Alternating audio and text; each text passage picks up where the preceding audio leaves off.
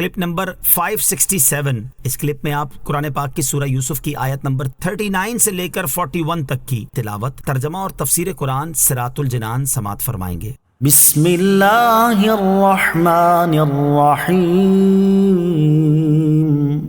اللہ کے نام سے شروع جو نہایت مہربان رحمت والا ہے۔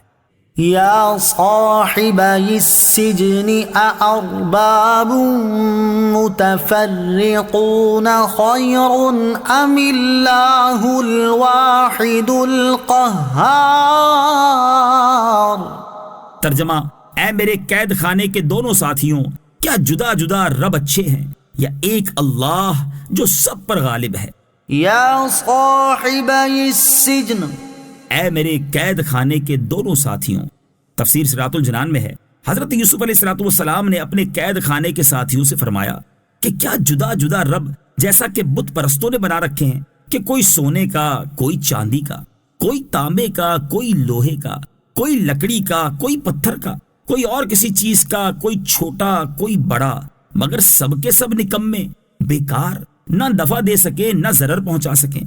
ایسے جھوٹے معبود اچھے ہیں یا ایک اللہ تعالی جو سب پر غالب ہے، کہ نہ کوئی اس کا مقابل ہو سکتا ہے، نہ اس کے حکم میں دخل دے سکتا ہے، نہ اس کا کوئی شریک ہے نہ نظیر، سب پر اس کا حکم جاری اور سب اس کی ملک میں ہیں۔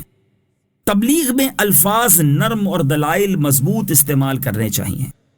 اس آیت سے معلوم ہوا کہ تبلیغ میں الفاظ نرم اور دلائل قوی استعمال کرنے چاہیے، جیسے حضرت یوسف علیہ السلام نے نرم الفاظ کے ساتھ ان دو افراد کو اسلام قبول کرنے کی طرف مائل کیا۔ ما تعبدون من دونه الا اسماء سميتموها انتم وآباؤكم ما انزل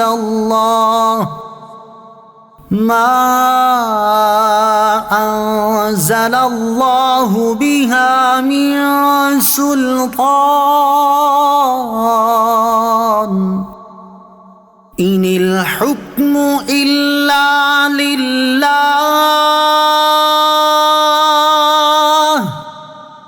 امر الا تعبدوا الا ایاہ ذلك الدین القیم ولكن اکثر الناس لا يعلمون۔ ترجمہ: تم اس کے سوا صرف ایسے ناموں کی عبادت کرتے ہو جو تم نے اور تمہارے باپ دادا نے تراش لیے ہیں، اللہ نے ان کی کوئی دلیل نہیں اتاری۔ حکم تو صرف اللہ کا ہے، اس نے حکم دیا ہے کہ اس کے سوا کسی کی عبادت نہ کرو، یہ سیدھا دین ہے، لیکن اکثر لوگ نہیں جانتے۔ ما تعبدون من دونه الا اسماء،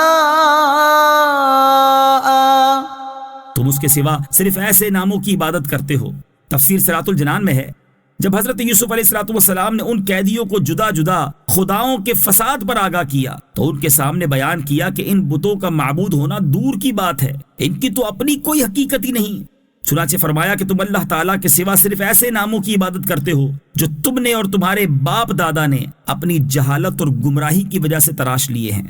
خارج میں ان کا کوئی وجود ہی نہیں کہ وہ ان ناموں کے مصداق قرار پائیں۔ تم جن کی عبادت کرتے ہو اللہ عز و جل نے ان کے درست ہونے پر کوئی دلیل نہیں اتاری۔ حقیقت یہ ہے کہ اللہ تعالیٰ ہی معبود ہے اور بتوں کی عبادت کرنے کا اللہ تعالیٰ نے حکم نہیں دیا، بلکہ اللہ عز و جل کا حکم وہ ہے جو اس نے اپنے انبیاء کرام علیہ الصلوۃ والسلام کے ذریعے دیا کہ اللہ کے سوا کسی کی عبادت نہ کرو، اور یہی عقل مندی کا تقاضا بھی ہے۔ اللہ تعالیٰ کا عبادت کے لیے خاص ہونا ہی سیدھا دین ہے، لیکن اکثر لوگ دلائل سے جہالت کی وجہ سے نہیں جانتے کہ یہی سیدھا دین ہے، اور وہ فرضی ناموں کی پوجا میں لگے ہوئے ہیں۔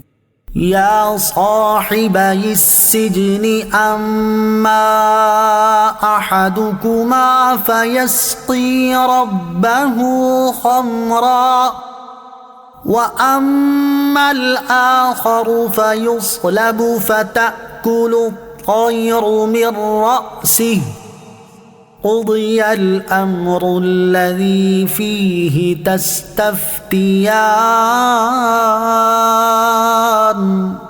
ترجمہ: اے قید خانے کے دونوں ساتھیوں، تم میں ایک تو اپنے بادشاہ کو شراب پلائے گا، اور جہاں تک دوسرے کا تعلق ہے تو اسے سولی دی جائے گی، پھر پرندے اس کا سر کھا لیں گے.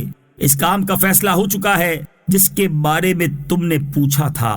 یا صاحبی السجن، اے قید خانے کے دونوں ساتھیوں. تفسیر صراط الجنان میں ہے جب حضرت یوسف علیہ السلام اللہ تعالیٰ کی وحدانیت کا اقرار کرنے اور صرف اللہ تعالیٰ کی عبادت کرنے کی دعوت دینے سے فارغ ہوئے تو ان کے خواب کی تعبیر بیان فرمائی. چنانچہ فرمایا کہ اے قید خانے کے دونوں ساتھیوں، تم میں ایک یعنی بادشاہ کو شراب پلانے والا تو اپنے عہدے پر بحال کیا جائے گا اور پہلے کی طرح بادشاہ کو شراب پلائے گا، اور 3 خوشے جو خواب میں بیان کیے گئے ہیں اس سے مراد 3 دن ہیں. وہ اتنے ہی دن قید خانے میں رہے گا، پھر بادشاہ اس کو بلا لے گا، اور جہاں تک دوسرے یعنی کچن کے انچارج کا تعلق ہے تو اسے سولی دی جائے گی، پھر پرندے اس کا سر کھا لیں گے. حضرت عبداللہ ابن مسعود رضی اللہ تعالیٰ عنہ فرماتے ہیں کہ تعبیر سن کر ان دونوں نے حضرت یوسف علیہ السلام سے کہا، خواب تو ہم نے کچھ بھی نہیں دیکھا، ہم تو ہنسی کر رہے تھے. حضرت یوسف علیہ السلام نے فرمایا کہ اس کام کا فیصلہ ہو چکا ہے جس کے بارے میں تم نے پوچھا تھا، اور جو میں نے کہہ دیا یہ ضرور واقع ہوگا. تم نے خواب دیکھا ہو یا نہ دیکھا ہو، اب یہ حکم ٹل نہیں سکتا.